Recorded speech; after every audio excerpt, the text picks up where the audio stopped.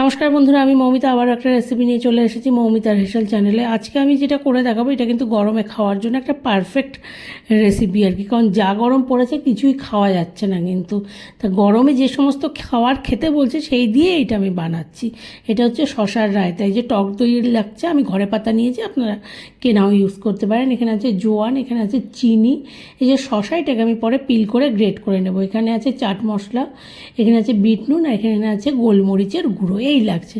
প্রথমে আমি কি করব, শশাটাকে পিল করে নেব, নিয়ে গ্রেট করে নিতে হবে। কিন্তু শশাটাকে পিল করে ভালো করে গ্রেটটা করে নিতে হবে, একদম মিহি করে। জাস্ট এইটুকুই কাজ, কিন্তু এইটা বানানো খুব সহজ। এই যে শশা মানে গ্রেট করা হয়ে গেছে গিয়ে পিল করে, এবার আমি প্রথমে দইটাকে ভালো করে ফেটিয়ে নিলাম। কিন্তু দইটাকে একটু ভালো করে ফেটিয়ে নিয়ে তারপরে এর মধ্যে দিয়ে দেবো শশাটাকে।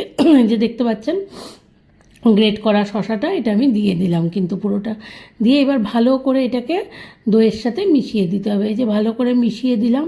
এবার দিয়ে দিচ্ছি পরিমাণ মতো বিট নুন। এই যে বিট নুনটা দিয়ে দিতে হবে। আমি এমনি নুন আর ইউজ করলাম না, এখানে বিট নুনটাই দিলাম। আপনারা চাইলে এমনি নুনও দিতে পারেন, সেটা কোনো ব্যাপার না।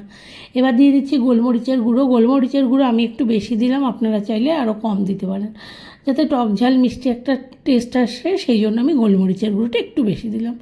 এবার দিয়ে দিচ্ছি চিনি। এই চিনির জায়গায় আপনারা চাইলে কিন্তু গুঁড়ো ইউজ করতে পারেন, আরও ভালো হবে আর কি। আমার কাছে গুড় এখন নেই, তাই আমি চিনি দিচ্ছি।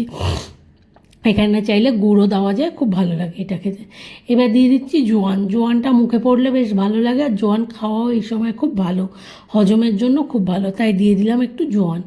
সো এগুলো সব দিয়ে এবার ভালো করে ব্লেন্ড করতে হবে, জিনিসটাকে খুব ভালো করে মিশিয়ে দিতে হবে। আর কিন্তু কিচ্ছু না, খুব সহজ এটা, আর খাওয়া খুব ভালো। বাচ্চাদেরও এই গরমে শশা টক দই এগুলো তো খেতেই বলছে, এই জন্য এই রেসিপিটা কিন্তু খুবই ভালো আর কি, আর খুব চটজলদি হয়ে যায় গিয়ে।